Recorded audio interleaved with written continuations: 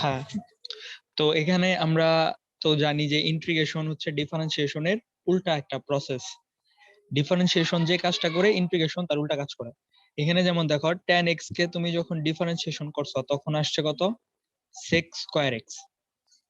তো উল্টা sec square x কে তুমি যখন ইন্টিগ্রেশন করবা তুমি ওই tan x কে আবার ফেরত পাবা। দেখো tan x কে ডিফারেন্সিয়েশন করলে sec স্কয়ার x পাইছি, sec স্কয়ার x কে ডিফারেন্সিয়েশন ইন্টিগ্রেশন করলে তুমি tan x পাবা। আবার cot x এর ডিফারেন্সিয়েশন হচ্ছে মাইনাস কোসেক স্কয়ার x, এই মাইনাস কোসেক x স্কয়ারের ইন্টিগ্রেশন হচ্ছে minus cot x। sec x কে তুমি ডিফারেন্সিয়েশন করলে পাবা sec x tan x, তো এই sec x tan x এর ইন্টিগ্রেশন করলে তুমি পাবা আবার sec x। কোসেক x এর পাবা এটা, ঠিক একই ভাবে তুমি ওইটা পাবা। তো এরকম উল্টা আরো অনেক আছে, তাই না? তুমি যে চিত্র দিছো, মানে তুমি যে পিক দিছো সেই পিকের মধ্যে আছে, আর ওই সূত্রগুলো কিন্তু মুখস্থ করে ফেলতে হবে।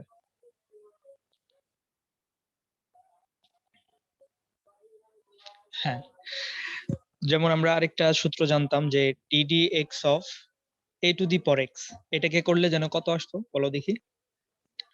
a two the power x বলো ln x, এটা আসতো। ঠিক একই ভাবে তুমি যদি এটাকে ডিফারেন্সিয়েশন করো, a two the power x কে তুমি যদি ডিফারেন্সিয়েশন করো তাহলে তুমি কি পাবা জানো? এখানে কিন্তু এটাকে করতেছি, এরকম না যে এটাকে এটা করতেছি না, আমরা এটাকেই করতেছি। a two the power x কে তুমি যদি ডিফারেন্সিয়েশন করো, এখানে ln x কি ছিল, এর সাথে গুণ আকারে ছিল, তাহলে বুঝতে পারতেছো এখানে তাহলে কি হবে, ভাগ আকারে থাকবে। এই পাশে গুণ থাকলে ওই পাশে ভাগ আকারে থাকে। আচ্ছা, তো আরো সূত্র যেগুলো আছে ওগুলো আমরা জানি, দেখবো ধীরে ধীরে দেখবো। তো আজকে আপাতত এই সূত্রগুলি লাগবে, ঠিক আছে? তো এই সূত্রগুলি লাগবে, তুমি কালকে সব সূত্র দেখে ফেলবা। অলরেডি দেখতে বলছিলাম, আমি কালকে ধরবো তোমাকে, বুঝছো? আমি তো খালি বলি যে ধরবো, কিন্তু আমি কালকে তোমাকে স্পেসিফাই কইরা ডিফারেন্সিয়েশনের সব সূত্র ধরবো আর হচ্ছে ইন্টিগ্রেশনের সব সূত্র ধরবো, ঠিক আছে? আচ্ছা, আমি প্রথমেই তোমাকে আমি কালকে সূত্রগুলি ধরবো, কালকে প্রথম আইসা। তো যাক, তো এটি একটু এক নজর দেখানোর পর আমরা তাহলে অঙ্ক শুরু করি। কিছু অঙ্ক করবো আগে আমরা, তারপরে আমরা বই দেখতেছি। আমি একটু কিছু বই থেকে কিছু ম্যাথ সিলেক্ট করছি আর কি, যেগুলো তোমার বেশি ইম্পর্টেন্ট, এবং ইম্পর্টেন্ট এগুলো অতটা আসে না, বাট আসে বলতে আসে, ক নম্বরে চলে আসে, কিন্তু বেসিক ক্লিয়ার হবে। কারণ আমরা কেবল স্টার্ট করলাম, যেহেতু ইন্টিগ্রেশন আগেই হাই লেভেল যাওয়া যাবে না। দেখো এখন আমরা এই অঙ্কটা করব। দাও x cube plus one divided by x plus one. তো বুঝতে পারতেছো আমাদের ডিফারেন্সিয়েশনে যেরকম তোমার কিছু কাজ করতে হয়েছে, মানে ডিফারেন্সিয়েশনটা শুরু করার আগে কিছু কাজ করতে হয়েছে, এইখানেও আমাদের তাই করতে হবে যে ইন্টিগ্রেশন শুরু করার আগে কিছু কাজ করে নিতে হবে। সেটা ত্রিকোণমিতিক থাকলে সেই ত্রিকোণমিতিকটাকে একটু ভাঙে ছোট করতে হবে অথবা বড় করতে হবে। ব্যাপারটা এখানেও ঠিক সেইমই। দেখো এখানে একটা ব্যাপার, এটা কিন্তু আমরা একটা কাজ করতে পারি। দেখো দেখলেই বোঝা যাচ্ছে যে উপরে কিন্তু সূত্র পড়বে, এ কিউব প্লাস বি কিউবের সূত্র ফালানো যায়। ওয়ানের উপর যদি আমি কিউব দেই জোর করে, তাহলে এ কিউব প্লাস বি কিউব, দেখো সূত্র ফালাইলে কি হবে, একটু ছোট হয়ে যাবে।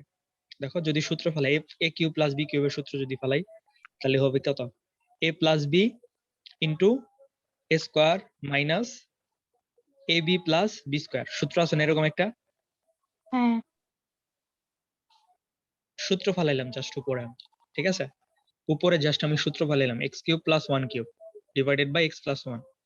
উপরে সূত্র ফালানোর পরে এখন দেখো যে এক্স প্লাস ওয়ান কাটাকাটি যায়, মানে এটা দেখে তোমাকে একটু আগে থেকে ভাবনা করতে হবে, চিন্তা ভাবনা করতে হবে। আচ্ছা আমি যদি এখানে সূত্র ফালাইলে তো এখান থেকে এক্স প্লাস ওয়ান নামে একটা টার্ম আসবে। তো উপরে যদি এক্স প্লাস ওয়ান নামে একটা টার্ম আসে, তাহলে নিচেও তো এক্স প্লাস ওয়ান আছে, তাহলে কাটাকাটি গেলে আমার একটা ছোট্ট একটা ফর্মেট চলে আসলো, তাহলে আমার ইন্টিগ্রেশন করতে সুবিধা হবে, ইজি হবে। তো এইভাবে একটু চিন্তা ভাবনা করতে হবে। তো এই যে এখন দেখো ইজি হয়ে যাবে, শুধুমাত্র থাকলো x square minus x plus one, শুধু থাকলো এটা। আর এটাকে তো আমরা কালকে করছি না, এরকম কোনো ফাংশনকে আমরা করতে পারছি না। এটাকেও করতে হবে, এটাকেও করতে হবে, এটাকেও করতে হবে, প্রত্যেকটা টার্মকে সবগুলোর করতে ক্ষেত্রে হবে। আলাদা আলাদা করে। তাহলে এক্স স্কোয়ার কে যদি করি তাহলে কেমন হবে বলতো? সূত্রটা কেমন আমাদের ছিল? Integration of x to the power n যদি থাকে, তাহলে যেন কি হয়, x to the power n x to plus the one power n পাওয়ারের সাথে প্লাস এক যোগ ওয়ান হবে। By n plus one. হ্যাঁ, তো বলো দেখি কি হবে এটা বলো। X cube by three. X cube, হ্যাঁ বাই থ্রি, তারপরে মাইনাস, যে মাইনাস আছে minus x x square by 2 হ্যাঁ 2 তারপরে প্লাস plus এখানে x 1 আছে হ্যাঁ এই যে x পারফেক্ট ক্লিয়ার হ্যাঁ তো এইটাই অ্যান্সার আর কিছু করার দরকার নেই এটাই অ্যান্সার যদি লিমিট থাকতো কি করতাম এখানে যদি লিমিট থাকলে কি করতাম আমরা মনে আছে না কেমনে করতাম একবার আপার লিমিট বসাইতাম সবগুলাতে তার থেকে বিয়োগ আরেকবার দিয়া lower limit তারপরে বসাই লোয়ার লিমিট বসাই দিতাম হ্যাঁ যেহেতু minus 3 লিমিট নাই তাহলে কিছু করব না লিমিট না থাকলে হুম, কিছু করার দরকার নেই এখানে সীমাবদ্ধ শেষ অ্যান্সার শেষ এখন আমরা একটু এই ম্যাথটা একটু খেয়াল করি এটা হচ্ছে ত্রিকোণমিতিক ম্যাথ তো তুমি খেয়াল করে দেখো তো এই যে তো মাইনাস আছে এখানে টার্ম কয়টা দুইটা পদ এটা একটা তার মানে এটাকেও করতে হবে আলাদা করে এটাকেও করতে হবে আলাদা করে যেমন এখানে প্রত্যেকটা টার্মকে আলাদা আলাদা করে করতে হয়েছে এখানেও কি করতে হবে এই যে এটা একটা টার্ম মাইনাস আছে মাঝখানে যেহেতু তার মানে এটাকেও করতে হবে এটাকেও করতে হবে তো আমি একটু আলাদা করে লিখি বিশেষ করে এটা একটু আলাদা করে লিখতেছি আর কি sec x tan x dx minus cos x square x dx একটু আলাদা করে লিখলাম আর কি এখন একটা ব্যাপার খেয়াল করে দেখো তো ডাইরেক্ট সূত্র পড়ে গেছে এখানে এই যে integration of sec x tan x দেখো এই হ্যাঁ যে দেখো ইন্টিগ্রেশন অফ এই যে sec x tan x এটার মান হচ্ছে sec x এই যে sec x sec x tan x কে করলে আসবে sec x তাহলে আমরা ডাইরেক্ট লিখে ফেলবো কোথায় এখানে ডাইরেক্ট সূত্র পড়ে গেছে আর cos x square x কে দেখি cos cos x x square square x x কে করলে হচ্ছে minus cot x minus cot x হ্যাঁ দেখছো এখানে ডাইরেক্ট সূত্র পড়ে গেছে তুমি খালি ডাইরেক্ট লিখে দিবা আর কি এই তো sec x tan x কে করলে আসবে তোমার হচ্ছে minus cosec x sec x না সরি sec x হ্যাঁ sec x মাইনাস আর 3 তো থাকবেই 3 দেখো এই যে কনস্ট্যান্ট 3 তো আগে চলে আসবে আর cosec x স্কয়ার কে করলে কত আসবে বলো কত আসবে cosec স্কয়ার x কে করলে আসবে minus cot x minus cot x এই তো cot x শেষ এইটাই ইন্টিগ্রেশন করার পর এই সাইন গুলো থাকবে না চলে যাবে তাহলে sec x মাইনাস মাইনাসে প্লাস 3 cot x এটাই অ্যান্সার লিমিট থাকলে লিমিট বসাবো লিমিট যেহেতু নাই বসাবো না এটাও শেষ তারপর দেখো আরেকটা করি আমরা এটা দেখো তো কি করা যায় এটা কিন্তু টার্ম কিন্তু একটাই যে sec square x into cosec square x এটা কিন্তু টার্ম একটাই এরকম কোন নরমাল সূত্র আছে বলো তো আগে দেখবা সূত্র দিয়ে পড়ে কিনা ডাইরেক্ট সূত্রের সাথে মিলে যায় কিনা আছে এরকম না integration of sec square x cosec square x আছে এরকম বলো তো না এরকম নাই তাহলে আমার কি করতে হবে সরাসরি সূত্র অ্যাপ্লাই করা যাবে না তাহলে আমার একটু ভাঙতে হবে দেখো আমরা ভাঙি কিভাবে ভাঙতে পারি দেখো sec কে আমরা যদি ভাঙি তাহলে কত আসবে 1 by cos square 1 x by cot square x cos square x আর cosec x স্কয়ার কে যদি ভাঙি তাহলে 1 by sin square x sin square x এখন আমরা কি করতে পারি বলো দেখি মানে ব্যাপারটা একসাথে করে যদি লিখি যে cos square x sin into square x sin উপরে square 1 তাই না হ্যাঁ এখন এখন তো কোনো কাজ করা যেতেছে না sin আর cos কে কেমনে ভাঙবো কি করব একটু ঝামেলার পড়ে গেছি গা তো একটা কাজ করা যায় যে 1 আছে না এগুলা করতে করতে তুমি অভ্যস্ত হয়ে যাবা একবার ত্রিকোণমিতি যাত্রা এরকম তুমি জানোই অলরেডি যে কিছুটা একটু ঘাট তেরা টাইপের থেকে তো 1 কে আমি যদি ভাঙি 1 কে আমি এইভাবে ভাঙবো cos square x plus sin square x সূত্র আছে না এরকম একটা হ্যাঁ equal 1 হ্যাঁ ইকুয়াল 1 ওই 1 এর পরিবর্তে আমি এটা লিখি তো এটা লিখলে ফায়দাটা কি হবে এখন একটু বলা দেখো এই নিচে যা থাকে সেটা আমি কি করতে পারি উপরের সাথে প্রত্যেকটা আলাদা আলাদা করে লিখতে পারি না দেখো তো এইভাবে আলাদা করে লেখা যায় কিনা হ্যাঁ এটা একটা প্লাস sin স্কয়ার x দিয়া cos square x sin square x এইভাবে আলাদা করে লেখা যায় হুম হ্যাঁ লেখা যায় তারপরে দেখো এই যে এখানে তাহলে কাটাকাটি যায় cos স্কয়ার x কাটাকাটি যায় এখানে শুধুমাত্র থাকে 1 বাই sin স্কয়ার x এই 1 বাই sin স্কয়ার x টাকে আবার কি লিখতে পারি বলো দেখি 1 by 6 sin square x square x এই যে cos স্কয়ার কাটা গেল শুধুমাত্র উপরে থাকলো 1 আর নিচে থাকলো sin স্কয়ার x তাহলে 1 বাই sin স্কয়ার x কে আমি কি লিখতে পারি sec স্কয়ার x লিখতে পারি প্লাস এখানে দেখো sin স্কয়ার x কাটাকাটি গেল উপরে থাকে তাহলে কত 1 by 1 cos 1 square by x cos square x তাহলে 1 বাই cos স্কয়ার x কে আমি লিখতে পারি কি সরি না, এখানে হবে কোসেক। স্যার ওটা লিখতেন। হ্যাঁ হ্যাঁ, এটা হবে কস স্কয়ার এক্স। কি বলে সেক স্কয়ার এক্স, বুঝতে পারছো? হুম। এখন দেখো তো ডাইরেক্ট সূত্র পড়বে না, তো এটাকে করা যাবে ডাইরেক্ট। কোসেক এক্স স্কয়ার কে করবো আমি, এটাকেও করবো, কারণ এখানে প্লাস চলে আসে। যেমন এখানে আমি সরাসরি করতে পারি নাই, কারণ দেখো এখানে প্লাস ছিল না, গুণ আছে। গুণ আকারে এখন ছিল কিন্তু এই যে হ্যাঁ। প্লাস, প্লাস এখন মানে এটাকেও করতে হবে আলাদা করে, এটাকেও করতে হবে আলাদা করে। তো আমি যদি এটাকে আলাদা করে করি তাহলে কি হবে, কোসেক এক্স স্কয়ার এক্স, মানে কোসেক স্কয়ার এক্স, দেখো এটা ডাইরেক্ট সূত্র আছে। কোসেক স্কয়ার এক্স কে করলে আমাদের আসবে হচ্ছে মাইনাস কট এক্স। কত আসবে? এটাকে করলে আসবে মাইনাস কট এক্স। আর সেক স্কয়ার এক্স কে করলে কত আসবে? 10x। সেক স্কয়ার এক্স কে করলে আসবে টেন এক্স। এই যে প্লাস টেন এক্স, এটাই অ্যান্সার। শেষ। দেখছো, জাস্ট ওই যে ত্রিকোণমিতি এখানে তোমার ছাড়বে না পিছু, কখনোই তোমাকে ত্রিকোণমিতি ছাড়বে না, তোমার একটু ক্যালকুলেশন করে নিতে হবে। আমরা এটুক কিন্তু ক্যালকুলাস করি নাই, ক্যালকুলাস করছি কোন লাইনে, জাস্ট এই লাইনে ক্যালকুলাস করলাম, এক লাইন। কিন্তু এটি কি করলাম, এটি খালি সাজাই নিয়ে আসলাম আমরা। ইন্টিগ্রেশন যে করব, মানে আমরা খাবার দাবার যে খাই কি করি, আমরা আগে গুছাই সবকিছু, গুছাই মানে কি কি খাবো সব গুছাইরা তারপর একসাথে খাই। তো এরকম যে গুছাইতে লাগে মনে করো যে 3-4 ঘন্টা, খাবারটা রেডি করতে প্রস্তুত করতে 3-4 ঘন্টা লাগে, আর খাইতে লাগে মনে করো যে 15-10 মিনিট। ব্যাপারটা এরকম যে আমরা এই সব কি কি করলাম, এগুলো সব আমরা প্রস্তুত করলাম, যে ইন্টিগ্রেশন করব আমরা, প্রস্তুত করলাম, কতক্ষণ সময় চলে গেল, জাস্ট এক লাইনে পরে আমরা কি করে দিলাম, ইন্টিগ্রেশন করে দিলাম। কিন্তু এর আগের যে লাইনগুলো করলাম এগুলো সব প্রিপারেশন করলাম, ফাংশনটাকে প্রিপেয়ার করলাম, যে এটাকে আমার করতে হবে, অপারেশন করতে হবে, প্রিপেয়ার করে নিয়ে আসে। তো ব্যাপারটা এরকম। তো যাক, এগুলো হচ্ছে তোমার দক্ষতা, এগুলো তুমি যত অঙ্ক করবা এগুলো দক্ষতা তত বাড়তে থাকে, যে কিভাবে কি করা যায়।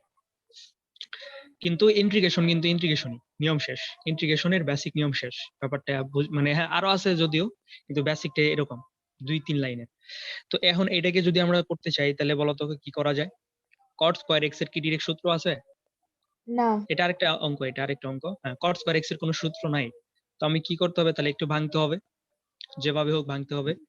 তো কট স্কয়ার কে আমি কিভাবে ভাঙতে পারি, কস বাই সাইন দিয়ে ভাঙতে পারি, তাই না? হ্যাঁ। কট এক্স মানে হচ্ছে cos x by sine x, but তাই না? এইভাবে ভাঙলে কোনো আমি ফায়দা পাচ্ছি না, এইভাবে ভাঙলে আমি কোনো ফায়দা পাচ্ছি না। তার থেকে একভাবে ভাঙা তো যায়, স্যার 10x যে এরও তো ডিরেক্ট কোনো হ্যাঁ এই সূত্র তো, নেই। হ্যাঁ এই তো, ট্যান স্কয়ার এক্স মাইনাস, নাকি সূত্রটা কি একটু বলো দেখি। স্যার ট্যান না, ইন্টিগ্রেশনের 10 এর তো কোনো সরাসরি সূত্র নেই। হ্যাঁ ট্যান এর নয়, কিন্তু ওই যে একটা সূত্র আছে না নরমালি, যে ট্যান এর সাথে কটের, tan square x minus cot square x, এরকম tan square x minus cot square x, এরকম একটা সূত্র আছে না? ত্রিকোণমিতিতে এরকম সূত্র ছিল? হ্যাঁ, এটা এই তো যে sin কিছু সূত্র, square x plus cos square x না?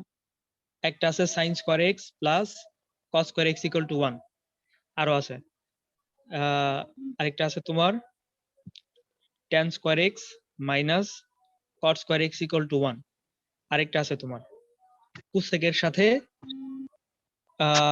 না এটা হবে সেকের সাথে, এটা হবে সেকের সাথে tan square x minus sec sec square square x. x। হ্যাঁ, আর এটাই তো কটের সূত্র। সাথে হবে এটা কট square x minus cosec square x, এইটা হবে 1। মানে কটের সাথে মনে পড়ছে কি এই সূত্রগুলা? হ্যাঁ। তাহলে আমরা এখানে কট স্কয়ার এক্স এর সমান কি লিখতে পারি বলো দেখি। কট স্কয়ার এক্স মাইনাস, কোসেকটা আগে হবে না নাকি? Cosec cosec square x minus, কোসেকটা আগে হবে, হ্যাঁ। cosec cosec square square x x minus cos minus cot cot square x square x সমান ইকুয়াল 1। টু 1। তাহলে কট স্কয়ার এক্স সমান আমি লিখতে পারি cosec square 1, cosec square x minus 1। এই যে কট স্কয়ার এক্স সমান আমি লিখতে পারি কোসেক স্কয়ার এক্স মাইনাস 1, এটা লেখা যায়। হ্যাঁ, তারপর এখন কি আলাদা করে করা যাবে না? এখন করা যাবে, দেখছো এখন করা যাবে। কোসেক এক্স স্কয়ার কেও করতে হবে, 1 কেও করতে হবে, তাই না? এই যে মাইনাস চলে আসে, তাহলে এই যে কোসেক এক্স স্কয়ার কে করলে কত আসবে জানো? বলো, কোসেক এক্স স্কয়ার কে করলে কত আসবে? Minus cot x, cot x। তারপরে মাইনাস 1 কে করলে কত আসবে? এক্স আসবে। এই তো এরই অ্যান্সার, দেখছো? অঙ্ক দেখে অনেক জটিল মনে হবে, বাট অত জটিল না। যা কট স্কয়ার এক্স কে আমরা সূত্র ফলাই দিলাম কোসেক এক্স স্কয়ার মাইনাস, কারণ ডিরেক্ট কোনো আমাদের সূত্র নাই ইন্টিগ্রেশনের, তাই আমি ওকে ভাঙলাম। কোসেক স্কয়ার এক্স মাইনাস 1 দিয়া পরে কোসেক এক্স স্কয়ার কে করা যায়, করলে ডাইরেক্ট কট এক্স আসে, তার মানে করে দিলাম। এখন 1 কে করলে এক্স আসে। এটাও শেষ। দেখো এটাকে যদি আমরা করি তাহলে কেমন হবে একটু খেয়াল করে দেখো তো কি করা যাইতে পারে এখানে। মানে আমাকে এইটাকেও করতে হবে, এইটাকেও করতে হবে, এইটাকেও করতে হবে, তাই তো? এই যে মাইনাস হ্যাঁ আছে প্লাস আছে, তিনটা টার্ম এখানে, তিনটা টার্মকে আমাকে আলাদা আলাদা করে করতে হবে। তো কোন তিনটা টার্মকে যদি আলাদা আলাদা করে ফেলি, cos x কে করা যাবে? cos x এর সূত্র আছে, আছে, অবশ্যই আছে। হ্যাঁ, sec স্কয়ার x কে sec স্কয়ার x কেও অবশ্যই করা সূত্র যাবে। করা যাবে। 8 8 তো ওটা একটা কনস্ট্যান্ট, ওটাকে তো করা যাবেই, সমস্যা এটা নেই। তো হ্যাঁ, একদম ইজি। তাহলে হ্যাঁ তাহলে আমার কোনো এখানে ঝামেলা নেই, তাহলে ডাইরেক্ট করে দিই আমরা। তো 5 cos x 5 কে করলে sin x 5 তো 5 থাকবে, হ্যাঁ এই তো direct sin x। sin x তারপরে মাইনাস মাইনাস 9 থাকবেই, sec 9 স্কয়ার x 10 কে x যদি করো, হ্যাঁ এই যে 10 10x। x তারপরে প্লাস 8 8x, 8x। এটি অ্যান্সার। দুই লাইনে, এক লাইনে অঙ্ক শেষ। তো যাক, তারপর আমরা এটা যদি করি একটু, এটা কিভাবে করা যায়? এটা এটা তোমার পারার কথা, বলো কিভাবে করব এটা। নিচের যে ফরম্যাটটা 1 মাইনাস cos 2x, এটা দেখে কি কিছু মনে পড়ে? অনেক ইউজ করছি এই সূত্রটা, অনেক ইউজ করছি। u by b। না না না, এটা এই সূত্রটা অনেকবার ইউজ করছি, 1 মাইনাস cos 2x। ও আচ্ছা, ইয়ার সূত্র, হ্যাঁ হ্যাঁ ত্রিকোণমিতির সূত্র। হ্যাঁ, বলো কি হবে 1 মাইনাস cos 2x, মানে 1 minus twice cos twice 2 sin 1 square minus, x। হ্যাঁ এই তো 2 sin স্কয়ার x, হ্যাঁ এটা হবে। ঠিক আছে, তো এই যে দাও 2 আছে নিচে, তার মানে হাফ, উপরে 1 নিচে 2, তাহলে হাফটা আমরা আগে সামনে নিয়ে আসি। হাফটা সামনে নিয়ে আসলাম, কারণ হাফ ওগুলা কোনো চেঞ্জ হয় না, ওগুলা সামনে চলে আসবে সবসময়। তো এই যে 1 বাই সাইন স্কয়ার এক্স, তাহলে আমি এটাকে কি লিখতে পারি বলো দেখি? কোসেক এক্স স্কয়ার লিখতে পারি। হুম। এই তো, এখন কোসেক এক্স স্কয়ার কে তো করা যায়, কোসেক এক্স স্কয়ার কে করলে আসে মাইনাস কট এক্স। এইটাই অ্যান্সার, শেষ। দেখছো অত বড় আহামরি অঙ্ক এগুলা না, বাট সামনে আছে বড় বড় অঙ্ক আছে, সমস্যা নেই, ক্যালকুলাস অনেক বিশাল। তারপরে দেখো এই অঙ্কটা তুমি নিজে ট্রাই করবা তো, এটা এটা একটু ট্রাই করবা। কি করবো বলো দেখি, আলাদা করে ফেলবো। আমি এক লাইন একটু করি, দেখো কি করা যায়। অন্য কোনো কি ডিরেক্ট তো কোনো সূত্র পড়বে কোনো সম্ভাবনাই নেই, তো আমরা আগে ভাগ করে দিই, মানে এটা এটা আলাদা করে ফেলবো আর কি, separate. Sine cube theta divided by sine square theta cos square theta plus B cos cube theta divided by sine square theta cos square theta. ঠিক আছে, আলাদা করে দিলাম। মানে কি, sine cube theta sine square theta একটা কাটাকাটি যাবে, উপরে কাটাকাটি থাকবে চলে যাবে। শুধুমাত্র সাইন থিটা, sin থিটা উপরে থাকবে সাইন থিটা ডিভাইডেড বাই নিচে থাকবে কস স্কয়ার থিটা প্লাস এখানে কস কিউব থিটা কস কাটা যাবে, শুধু উপরে থাকবে কস থিটা, নিচে থাকবে একটা sign square theta D theta. এখন কি করতে পারি বলো দেখি, এখন কি করা যায়? তুমি এইটুক ট্রাই করতে পারবা না? আমি ট্রাই করব। হ্যাঁ এটা ট্রাই করবা এটা। আচ্ছা, আমরা এইটা দেখি, এটা হলো নতুন নিয়ম এখন। তো তাহলে তার মানে তো বুঝতে পারছো যে তোমার ইন্টিগ্রেশনটা আসলে কেমন, ওইগুলো দিয়ে তোমাকে করতে হবে আর কি। এখন আমরা এইটা একটু করার ট্রাই করব, একটু খেয়াল করে দেখো। 5x plus 3 whole to the power 6, এরকম কোনো সূত্র জানা আছে যে কোনো একটা ফাংশনের উপরে এত বড় একটা পাওয়ার থাকবে, তাকে কি কোনো ডিরেক্ট কোনো ফর্মুলা ইউজ করে করা যাবে? কোনো ফর্মুলা আছে? আমি কিন্তু তোমাকে কালকে ফর্মুলা গুলো সব ধরবো, মনে রেখো। তো যাক, বলো এই ফর্মুলা কি কোনো ডিরেক্ট ফর্মুলা আছে যে এটি করা যাবে? এটা না, কোনো ডিরেক্ট ফর্মুলা নাই। একটা উপায় আছে যেটা, সেটা হচ্ছে এটাকে ভাঙিয়ে দিতে হবে। বাইনোমিয়াল এক্সপ্যানশন পড়ছো না এসএসসি তে, হায়ার ম্যাথে, ওই যে দ্বিপদী বিস্তৃতি পড়ছো? হ্যাঁ। ওই দ্বিপদী বিস্তৃতির মতো মনে হচ্ছে না? এই যে এত প্লাস এত দিয়ে উপরে একটা ঘাত, মানে উপরে একটা পাওয়ার থাকে, সেটাকে কি করতে হয়? ভাঙিয়ে লিখতে হয়। উপরে যত পাওয়ার থাকে ওটাকে ভাঙলে পদ সংখ্যা কত যেন হয়, তার থেকে এক বেশি হয় না? এখানে উপরে আচ্ছা। পাওয়ার হচ্ছে 6, তাহলে পদ সংখ্যা, হুম। এটাকে তুমি যদি এক্সপানশন করো, মানে তুমি যদি এটাকে ভাঙিয়ে দাও, দ্বিপদী বিস্তৃতি করে ফেলো, তাহলে তুমি কয়টা পদ সংখ্যা পাবা? 7টা। আচ্ছা। তো 7টা পদ সংখ্যা তোমার কিভাবে আসবে? এত প্লাস এত প্লাস এত প্লাস এত প্লাস এরকম প্লাস প্লাস করে তোমার 7টা টার্ম আসবে। তখন কিন্তু তুমি করতে পারবে, ইজিলি করতে পারবা। হবে অঙ্ক, অঙ্ক হবে, সমস্যা নেই। জাস্ট এটাকে তুমি এক্সপানশন করলেই হয়ে যাবে। কিন্তু এক্সপানশন করতে গেলে একটু লেট হয়ে যাবে না? অনেক বড় হয়ে যাবে অঙ্কটা। হ্যাঁ, তো এই জন্য আমরা কি করব? একটা নতুন থিওরি শিখবো, যেটা তুমি সব জায়গায় অ্যাপ্লাই করতে পারবা। এটা তোমার ভবিষ্যৎ লাইফে, মানে ভবিষ্যৎ অঙ্কগুলো তো অবশ্যই লাগাইতে হবে এই থিওরিটা, এবং এটা লিগ্যাল থিওরি আর কি। তো আচ্ছা বলো দেখি, কালকে আমরা একটা থিওরি পড়ছিলাম, ওটা তোমার সৃজনশীলে অ্যাপ্লাই করা যাবে না, বাট তুমি এমসিকিউ তে অন্যান্য জায়গায় অ্যাপ্লাই করতে পারবো। বলো তো থিওরিটার নাম কি ছিল? ওই যে এই লিমিটের ক্ষেত্রে হ্যাঁ, লিমিটের ডিফারেন্সিয়েশন ক্ষেত্রে। করে হ্যাঁ হ্যাঁ, বলো তো কোনটা, ওই লটার নাম কি? আহ হসপিটালস কি জানি হ্যাঁ হ্যাঁ পিটার হ্যাঁ হ্যাঁ, পিটার লপিটাল রুল। পিটার লপিটাল রুল, হ্যাঁ।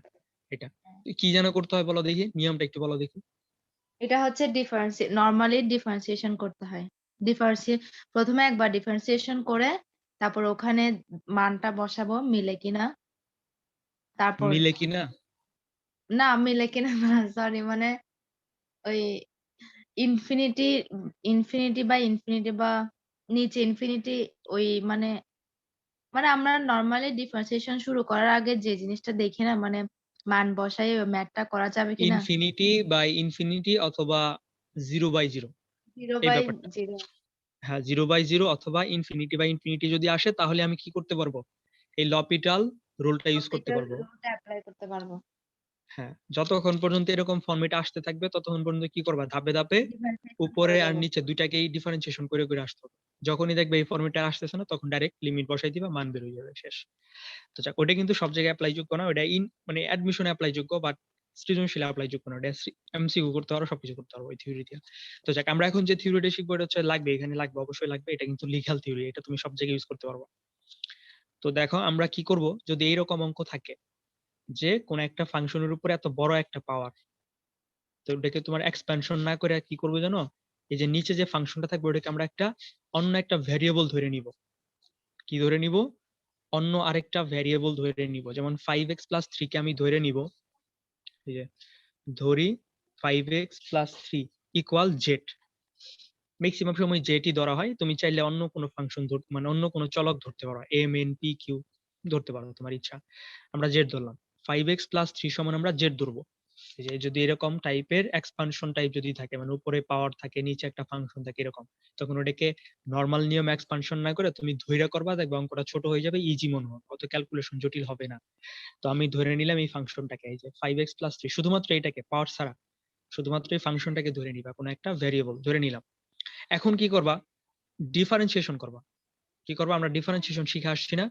এই ডিফারেন্সিয়েশন করবো আমি, এই পক্ষকে এই পক্ষকে করবো এক্স এর সাপেক্ষে। তো করো, এক্স এর সাপেক্ষে যদি আমি এটাকে ডিফারেন্সিয়েশন করি তাহলে কি আসবে? শুধু 5। আর 3 কে ডিফারেন্সিয়েশন করলে কি আসবে? শূন্য আসবে। ঠিক আছে, ধরো আমি এই লাইনটা একটু লিখে দিচ্ছি, ddx of 5x+3 equal to dz/dx। বুঝতে পারতেছো? হ্যাঁ, মানে ধরার পরে আমি উভয় পক্ষকে ডিফারেন্সিয়েট করব আমি এক্স এর সাপেক্ষে।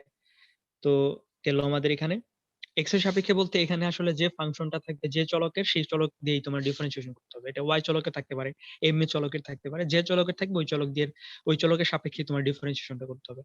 এখন বলো ডিফারেন্সিয়েশন তাহলে 5x কেও করতে হবে, 3 কেও করতে হবে। তো ডিফারেন্সিয়েশন 5x কে করলে আসবে 5, 3 কে করলে আসবে 0, ইকুয়াল টু dz/dx। এটা তো আর করা যাচ্ছে না, এটাই থাকবে। এখন তাহলে মানে কি থাকতেছে, 5 ইকুয়াল dz/dx। এখন আমি একটা কাজ লিখতে পারি যে আমি 5x টাকে এই পাশে নাই না, আমি dx টাকে যদি এই পাশে নিয়ে যাই তাহলে হবে কত, dx ইকুয়াল টু dz/5 লেখা যায়। হ্যাঁ,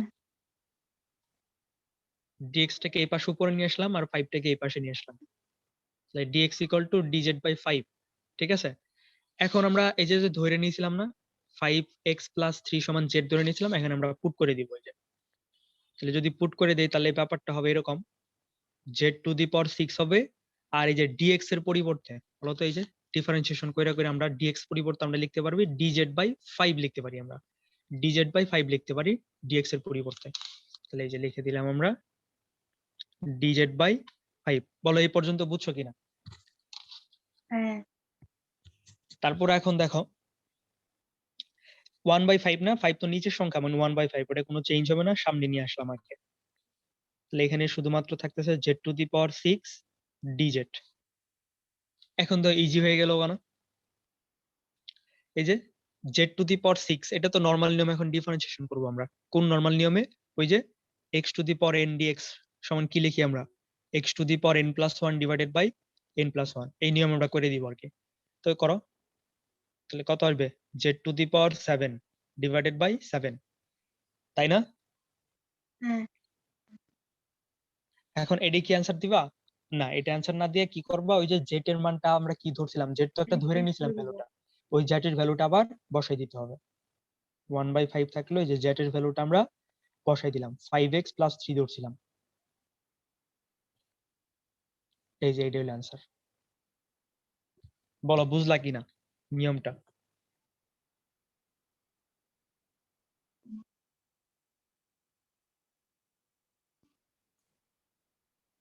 নিশা, স্যার হ্যাঁ মানে বুঝছো কি তাতে? হ্যাঁ মানে এই নিয়মটা কিন্তু খুবই ইম্পর্টেন্ট, খুবই ইম্পর্টেন্ট। তাহলে দেখো এই নিয়মে তাহলে আমরা কয়েকটা অঙ্ক করে ফেলি। দেখো হুবহু এই একই অঙ্ক, দেখো 1 minus x to the power 7, দেখছো? এটা এক্সপানশন করলে পর অনেক লেট হবে, অনেক দেরি হয়ে যাবে। তো আমরা তার থেকে কি করব, এই নিচেরটাকে ফাংশনটাকে আমরা ধরে নিব, যে 1 জেড মাইনাস এক্স সমান আমরা একটা z ধরে নিই। তারপর কি করব, এক্স এর সাপেক্ষে উভয় পক্ষকে ডিফারেন্সিয়েশন করব। তাহলে 0 1 কে ডিফারেন্সিয়েশন করলে 0 আসবে, মাইনাস এক্স কে ডিফারেন্সিয়েশন করলে 1 আসবে। 1 এগুলো কিভাবে আসছে সেগুলো তো জানা আছে, আবার মনে আছে না, নাকি সব ভুলে গেছে? এইটা আসে। তারপর আমরা কি লিখতে পারি দেখো তো, তার মানে এখানে 1 আসে আর কি, মানে -1 আর কি। -1 যদি এই পাশে এক পাশ করে ফেলি তাহলে আমাদের আসবে ব্যাপারটা যে dx equal two minus dz, তাই না? বুঝলা? হ্যাঁ ডিজেডটা এদিকে ডিএক্স আচ্ছা হ্যাঁ ঠিক আছে বুঝছি।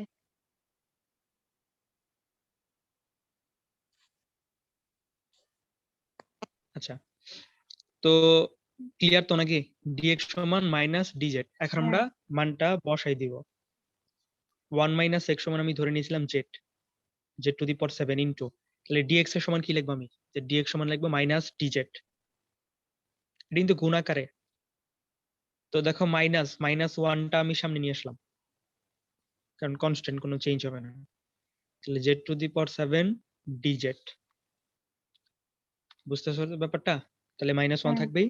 এই যে z টু দি পাওয়ার 7 এটা নরমাল, তাহলে এই যে z to the power 8 by 8, এটি 8/8 অ্যান্সার। হ্যাঁ, তার মানে মাইনাস যে এই z এর মানটা বসাই দিই আমরা, 1 1 minus x minus x to the power 8 divided by 8, এটা হলো অ্যান্সার। ক্লিয়ার? হ্যাঁ আচ্ছা, আমরা এখন এইটা করব, integration of square root 2x plus 3। তো এইটাকে আমরা এইভাবে লিখতে পারি না, পাওয়ার আকারে লিখে ফেলবো, সবসময় পাওয়ার আকারে লিখে ফেলবো। 2x প্লাস 3 এর উপরে কত পাওয়ার বলো তো? রুট মানে কত পাওয়ার? হাফ হাফ, এই যে, ঠিক আছে।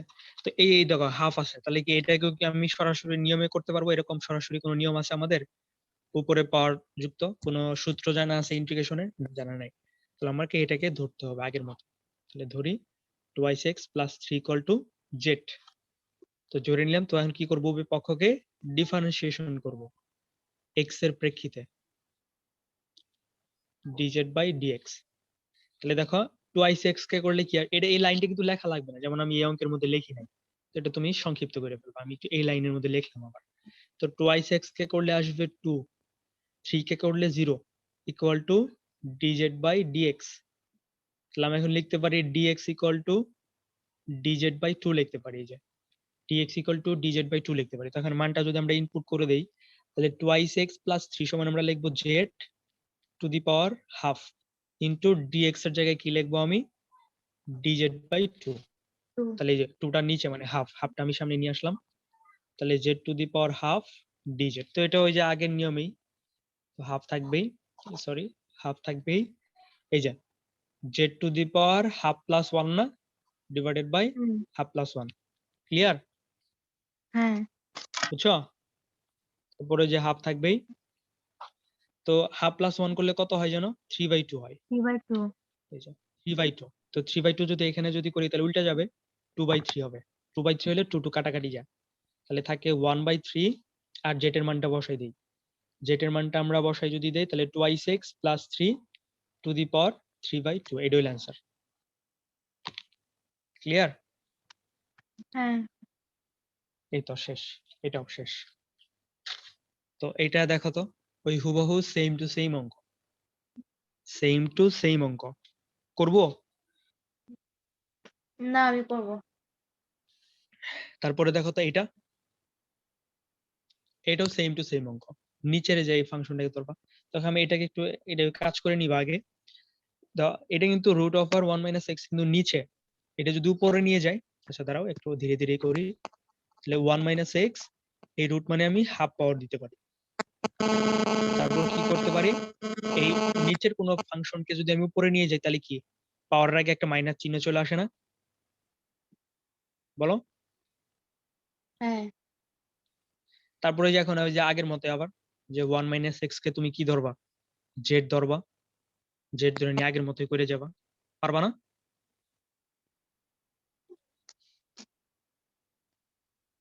দেখো আমি যদি জেড ধরি, 1 - x কে আমি জেড ধরলাম, তাহলে যদি ডিফারেন্সিয়েশন করি 1 কে করলে 0, আর -x কে করলে -1 equal to dz by dx। তাহলে dx সমান সমান আসতেছে মাইনাস dz। তখন ইনপুটটা করে দিই আমরা, তাহলে z minus have to the power into minus dz। তো ডিজেট। মাইনাস আছে, মাইনাসটা সামনে নিয়ে আসলাম আর কি, -1।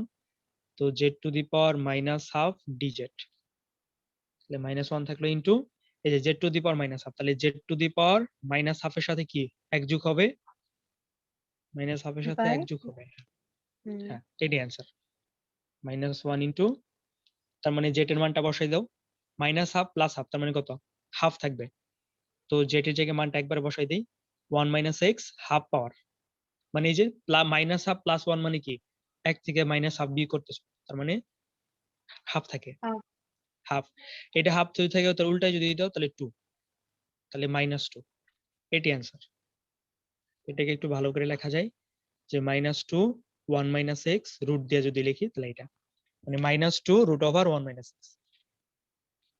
বুঝতে পারতেছো? হ্যাঁ, তারপর এখন এই ব্যাপারটা দেখো, এটা হুবহু সেম টু সেম নিয়মের অঙ্ক। বলতো এটা কি করতে পারি, এটা একটু আগে সাজাই লিখবো, যে 3 কিন্তু এই যে পেটের মধ্যে, ওয়ান বলতো বাই এটাকে থ্রি আমি কি হবে লিখবো? এটা। পাওয়ার হ্যাঁ, ওয়ান এই তো by three. Perfect. 1 - minus 4x one by two three দি হলো পাওয়ার, হতে পারে। হ্যাঁ একবারে লিখে ফেলি, হ্যাঁ এই তো একবারে লিখে ফেললাম। এগুলো তুমি একবারে করবা, এত ডিটেলসে করার কোনো মানে হয় না, তুমি একবারে করে ফেলবা। তো এখন এই যে ধরবা আবার আগের মতোই 1 - 4x কে ধরবা, দুইটা দুইটা করে ফেলবা। ঠিক আছে, শেষ। আমরা আরো কয়েকটা ধরি। এখন আমরা এই অঙ্কটা যদি একটু দেখি, এটা আবার আরেকটা মানে ওইরকম নিয়মই কিন্তু একটু একটু মানে ব্রড টাইপের আর কি, একটু আর একটু ডিসকাশন টাইপের। এইটা এখন বলতো কি করা যেতে পারে, এখানে তো কোনো এরকম ঘাত নাই যে উপরে রুটও নাই যে ধরবো। তো কাকে কি ধরবো, আমি সাইন এক্স কে ধরবো, নাকি 3 + 4x কে ধরবো, নাকি একদম ডিরেক্ট সূত্র ফালাই করা যাবে? না, এখানে তুমি হয়তো ভাবতে পারো যে বা ইউ বাই ভি আকারে করা যাবে, ওইটা তো ডিফারেন্সিয়েশনের নিয়ম, ওইটা ইন্টিগ্রেশনে অ্যাপ্লাই যোগ্য না, ওটা হচ্ছে ডিফারেন্সিয়েশনের আলাদা ইন্টিগ্রেশনে নিয়ম। স্যার ওরকম সূত্র নাই। না না, ওইরকম সূত্র নাই, ডিফারেন্সিয়েশন ওইরকম সূত্র নাই। আচ্ছা, কারণ আগে বলে নিলাম, কারণ তুমি এরকম ভগ্নাংশ দেখলেই তো আমার ওই সূত্রের কথা মনে পড়ে যাবে, কিন্তু এটা তোমার হ্যাঁ, মনে রাখতে হবে ওটা ডিফারেন্সিয়েশন, ইন্টিগ্রেশনের না। তো যাক, তাহলে আমরা কি করতে পারি, সরাসরি ডিরেক্ট সূত্র অ্যাপ্লাই করে করা যাচ্ছে না, তখন আমরা কি করব, একটা ব্যাপার তখন খেয়াল করবা, কি খেয়াল করবা, তুমি যে কোনো উপরেরটাকে নয় নিচেরটাকে ডিফারেন্সিয়েশন করবা মনে মনে, উপরেরটা অথবা রাফে করবা, উপরেরটাকে অথবা নিচেরটাকে ডিফারেন্সিয়েশন করবা, কইরা দেখবা যে কি দেখতে পাচ্ছ। দেখো আমরা এখানে যদি নিচেরটাকে যদি ডিফারেন্সিয়েশন করি, দেখো তো, এই 3 + 4 cos x এটাকে যদি ডিফারেন্সিয়েশন করো, 3 কে করলে 0 হয়ে যাবে, 4 cos x কে করলে কি আসবে বলো দেখি, 4 sin x আসবে না, cos x কে করলে ডিফারেন্সিয়েশন করলে কি আসে, sin x চলে আসে।